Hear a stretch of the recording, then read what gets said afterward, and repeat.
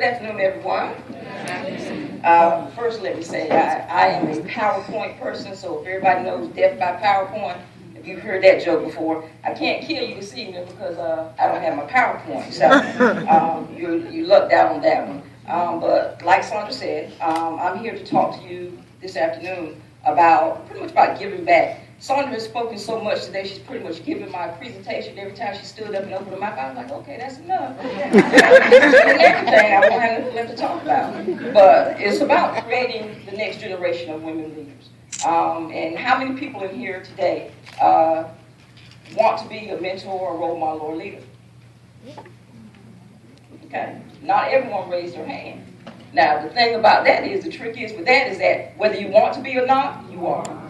And you have to realize that. And that's the biggest difference for what we're going to be, what I'm going to be talking about. Because the things that we do, I guess I'll start with talking about the walking into a room and appearance. There's a thing going around on Facebook. There's a photo. I said, this is throwing me off because I don't have my PowerPoint. But there's a photo going around on Facebook that was that showed the lady who won the Oscar for Best Supporting Actress. Lupita. And so there's, let me see if I can kind of pull it out. I know nobody's going to be able to see this, but this is, this is a photo of Lupita. I guess I will try to do this. Okay. I'll step out my comfort zone and come down here a little bit. This is a photo of Lupita, and it's a photo of her, and there's a poster on the wall of her, and there's a little girl that's on the floor, and she's drawing a picture of her. Now, what they have on the side in the trash can is they have a poster of Nicki Minaj. Now, this kind of bothered me a little bit. I understood what everyone was trying to say, but what they did when they put her in the trash can is they discounted who she is. They discounted who she is. She has a story just like everyone else. You know, Nicki Minaj, while she may not show up like everyone wants her to, she worked hard to get what she has and be where she is. But that speaks to appearance. Okay, this is going to be kind of hard for me. But that speaks about appearance and how we show up.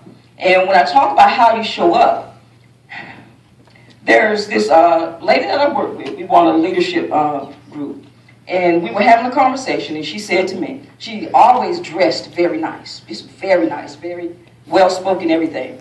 And we were having a conversation, and you know how sometimes how we do as just ladies, African-American women, whatever the case it may be, we have a tendency when we are in a room full of folks, we're kind of, hey, how you doing, that kind of stuff. When we go, we get a little closer, girl, we tend to do that kind of thing. So we kind of let our guard down a little bit. But we were having a conversation, and she said to me, she said, I feel that it's my responsibility as an African-American woman to show up when I walk through the door, because I don't just represent myself, whether we like it or not.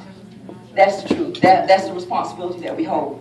We don't just represent ourselves. We represent our entire race. It doesn't matter what race you are. You're going to be seen, especially with females, you're going to be seen the way you show up, and you're going to represent every person in your race. Right, wrong, or indifferent, that's just the way it goes. So, when you talk about your attire, when you walk into a room, I gotta take a deep breath because I'm nervous, y'all. I'm nervous. When you talk about your attire and how you walk into a room, how you show up, and Sandra talked about body language also. So when you walk into a room, people are watching you. And we're talking about being mentors, role models, or leaders for the next generation. They, believe it or not, they are watching every single thing you do. Not just young kids, but we are mentors, role models, and leaders for every other person in this room.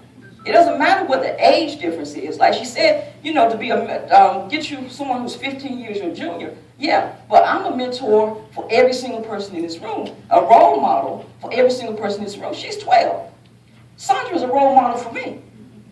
The way she shows up. When I first met Sandra, and it was in Greensboro at the Woolworth, not the Woolworth, the Civil Rights Museum. So went there to just to visit, to see, and heard something about it. So the lady was walking around and said that there was a lady upstairs who had a book and she was giving out, that she was giving a little presentation talking about her books. I'm like, okay, what's it about? She said it was 40 plus and fabulous. I said, Then she mentioned they had snacks. I was like, okay. As you can see, I like snacks. So we went upstairs and saw they had nice little spread too. I was like, okay. So we went upstairs and sat around and talked, and Sandra got up and she talked about her book and all these other things. But there was just something about this lady that was like, wow. There was just I'm the type of person who people are always pushing me. And I've been lucky and blessed that I have folks in my life that are always pushing me out of my comfort zone. And Sandra's one of those people. Because I have run from this conference for 2 years now. But looking at her when you walk around her, when you're around her, it's not even about what she says. It's just the way she carries herself that makes you want to be better than what you are. And that's what it's about when you're talking about being a role model, a leader, or a mentor. As role models, how many of you know that a role model is not an option? You don't choose to be role models. You don't. You got people who are looking at you that a role model is something that's not necessarily. The difference between a role model and a mentor is this. A role model necessarily does not have any connection. There's no buy-in to a role model. You just walk in and you see that person. That's who your role model. You choose who you want your role model to be. That's why we have kids who choose role models as basketball players, football players. When I was looking at some stuff on YouTube and looking at this motivational video, thought it was a phenomenal video. And then I started realizing, I said, do you realize that most of the motivational videos you see are all about sports? All about getting out there and just, losing weight. I get that, I get that. But there's more to it than that. When we talk about mentoring little kids and being role models for young girls, and you look at what they're being shown on TV, what has become the norm for what beauty is. So we got little kids out here who are now wearing, I look at some of these young girls now who are wearing stuff that my mama would not have dared let me wear when I was little heels. I couldn't wear stockings until I was 16. You got kids going on play dates now, going out and doing all this kind of stuff, and it's like, they doing what? Going to the beach with parents, girlfriends, and boyfriends, staying the night. When I was that age, they couldn't come off the front porch. Couldn't do it. And dare not come to your house if your parents weren't home. Did not do it. Did not do it. So things have changed, so that means what? We've got to adapt to the next generation. It doesn't mean we have to conform necessarily to what they are seeking of us, but we have to adapt. I have this year I started, I became the assistant coach for a middle school basketball team. Girls basketball, let me tell y'all, oh Jesus, the struggle is real. I have never in my life, and I work at the detention center in Durham County. So I see in some ways what they become. It's sad to say it that way, but that's kind of like what it is. We see what they become. I'm looking at these little kids now who have simply no respect for authority whatsoever. Now the question has to be, is it the kids that have changed? Or is it the way that we're raising them? It's the way that we're raising them. They're not grown. You have kids now that can't even look you in the eye when you're trying to have a decent conversation with them. You're trying to have a conversation, they say, and you had to catch a girl. Look. Can you look at me, sweetie? I'm just trying to talk to you. Can you look at me? I just need for you to look at me. So then I blow my whistle, everybody on the baseline. It's running. So, but there's just such a difference, and I think I didn't even realize it until I started working with these kids. Now, there's this one particular kid, the Lord truly put me there to challenge me in how I deal with my patients and how I deal with kids, because I had to really literally go home and start praying about this, because I had a dislike for this kid, and that bothered me, because it was like, what is it? And no matter how I tried to get a little close to her, whatever, she still just had this, just something about her So I had to remove myself from the situation, and then I had to realize that it's not about me. It's not about me. What is it that's going on in this kid's life that's got her walking around cussing out teachers, cussing out principals, doing all these things? And the thing is that with all these issues and things they have going on in the schools now, they have put these kids on all these medications, all these different, what do they call them? Any teachers in here? IEPs, you know, and they have allowed these kids to use these things as excuses not to excel. So when we tell them that it's okay if you just cussed out the principal, it's okay if you just cussed out the teacher, it's okay if you just cussed out the police officer, but I'm still going to let you play. What message are we sending? What is that telling that child? And so we make the excuse that, well, if I take this away from them, then what are they going to have? But if you continue to allow them to do the same things over and over and over again, how do we change their behavior? How do you do that? The way we do that is by showing up in their lives, by any means necessary, so to speak. And the way you do that is by connections. Connections, that's what it's all about. And what we have to do is, and I love the word intention. That's one of my favorite words. You have to have intention in everything that you do. With everyone that you deal with, you have to make sure that your actions are intentional when you're dealing with kids, when you're dealing with people, period. I am a supervisor who supervises supervisors.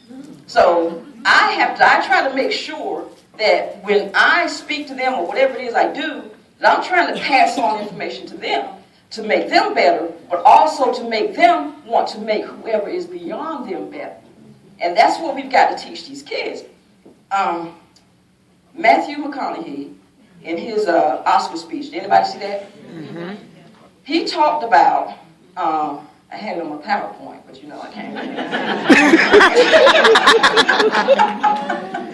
So he talked about the three things that helped him in that speech. He said something about knowing where, I can't even remember, someone had to go back up here and give me information. But anyway, there's a line in it where he talks about being a hero. And knowing everyone needs a hero. And the thing is, what we have to learn to realize is that our job is not to be their heroes. Our job is to make them want to be their own heroes. There's a difference in that. It's not. I don't want kids looking up to me because they want to be like me. I want them to be better than me. But beyond that, I want them to also look at the next person as they become adults and say, someone did it for me, so I want someone to do it. I want to do it for someone else. Because that's how it was for me. Someone saw something in me, and they pushed me, a little bit out of my comfort zone. But the trick is you push a person out of their comfort zone, but don't push them out of their skill zone. That's what makes people scared. When you're asking them to do something that they know they're not qualified to do, that's what makes the difference. Because then you're setting them up for failure. And when a person's set up for failure, when they start to fail, then they get scared and then they retract back. So you have to be careful how you do that also. Let me see. Expressions, body language, like Sandra said. But expressions, how many of us in here have heard the expression, girl, fix your face? All of us are at that age where your mom would say, fix your face or what? I'll fix it for you. We've all heard that. So, and I say that to say that when you're around other people, when you walk into a room, fix your face. Fix your face. If you don't like something that somebody said, fix your face. Fix your face. When you're talking to these little kids, don't speak to a child with anger in your face or anger in your eyes. Too many times we have children walk into a room and we look at them, oh no, here she comes. I'm guilty of it. I'm guilty of it. I'm dealing with that basketball team. I walk in and Lord, Jesus. I was hoping she wasn't going to be here today. But it's all for a reason. So your expressions, and believe it or not, they're looking at you. They're looking at you to see how you are reacting. And I noticed that this kid was watching me. She was watching, and when she made a comment to somebody, she don't like me. I was like, wow. I was like, wow. She was right. But I was like,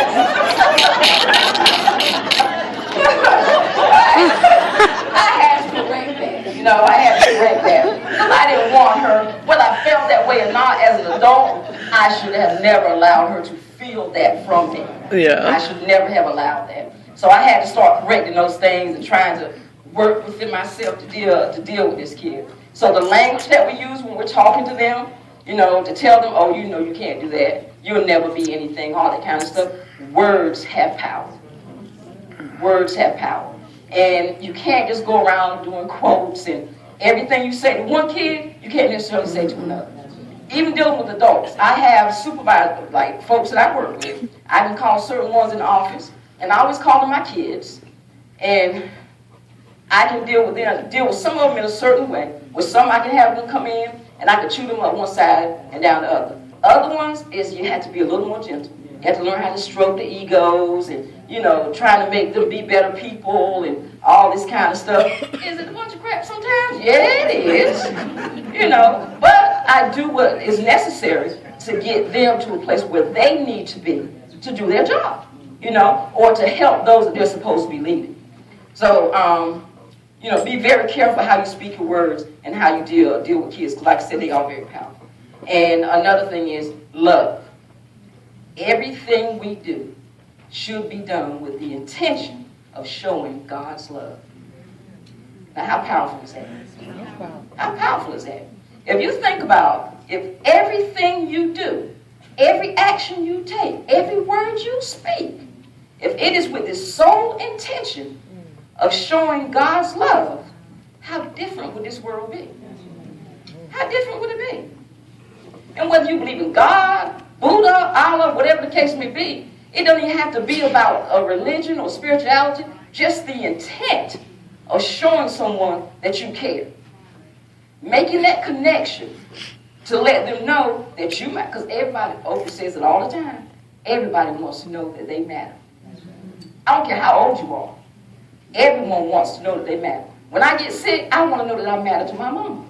I'm 48 years old, and I still, when I get sick, I want to know that I matter to my mama. You know, you want to know that you make a difference, that you matter. When you get to the point where you have found out what your purpose is, what it is that you're here for, and at the end of the day, what we're all here really for is to show God's love.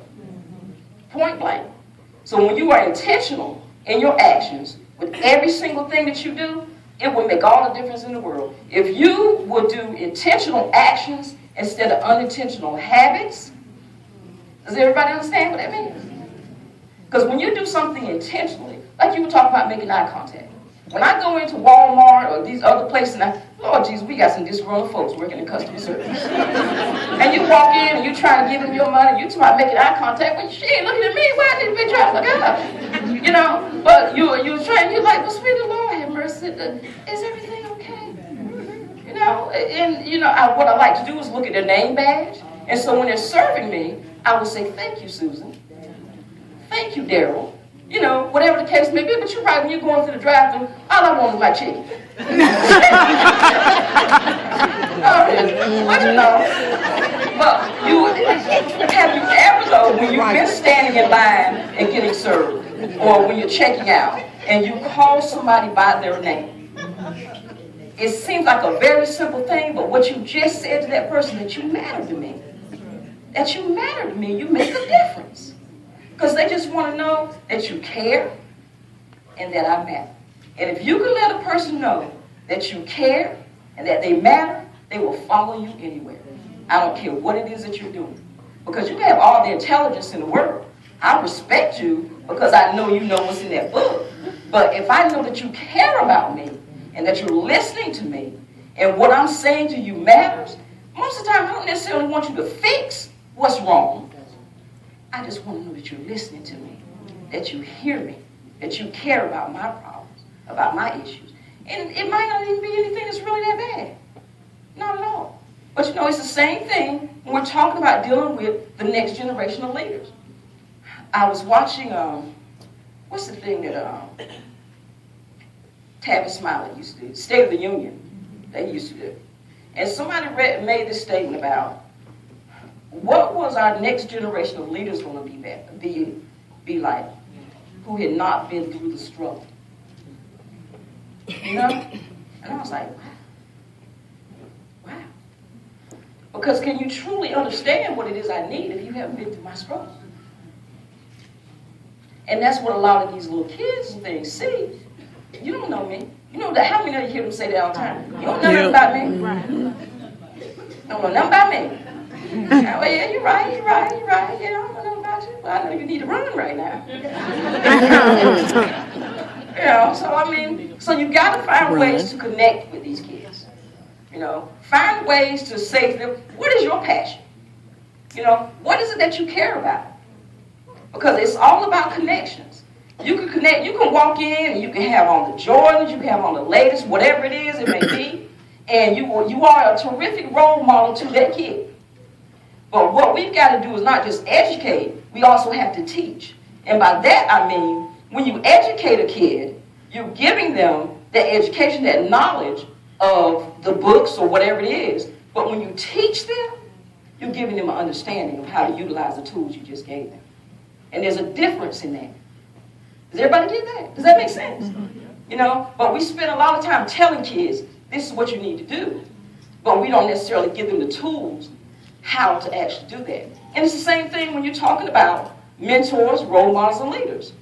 We are all told the good characteristics and what type of characteristics you need to be a good role model, to be a good leader, to be a good mentor. But it's very rare that somebody really is going to sit down with you and tell you exactly how you need to show up. And everybody doesn't know how to show up. Actually, everyone's not meant to show up. Not in the same place. Not in the same place. Sandra came into my life for a reason. That day that we met was for this purpose right here. Everything happens for a reason. That's why you should be intentional with what you do and what you say when you interact with people. Because there's a purpose behind it. We may never understand it. The things that you go through, and it's the same thing with these kids. The things that they have gone through, the things that are happening to them, it's all for a greater purpose. They don't understand that. They're kids. They don't care about that.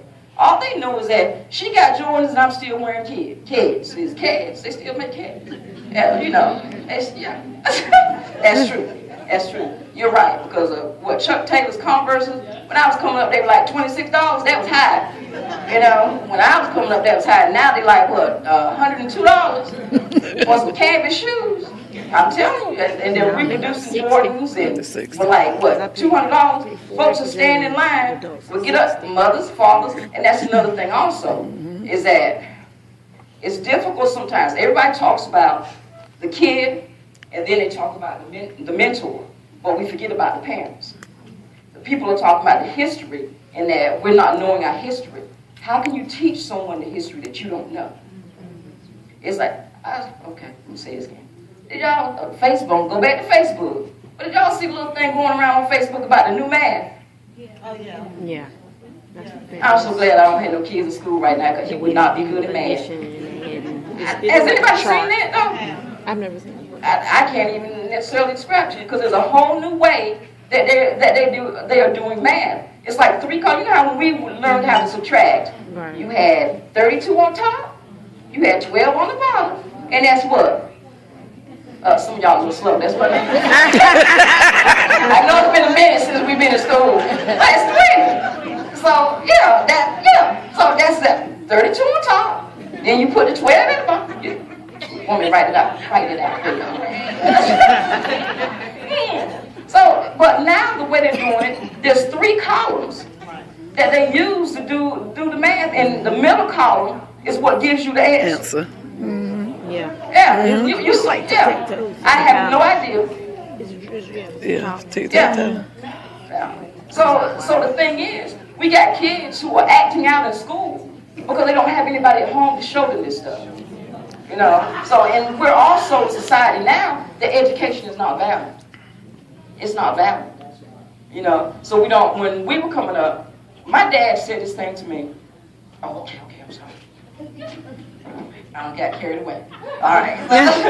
Anyway, so I won't tell another story. So she don't put a foot down. So, but anyway, let me just close out then. We'll say it again. Be intentional in your actions with everyone that you deal with, and everything that you do it with the intention of showing God's love, and it will truly make a difference.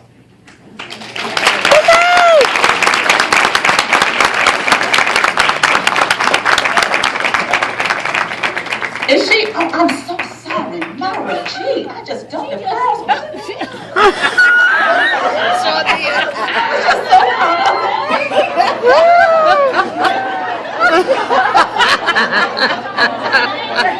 That's you get to cut long. Stop recording.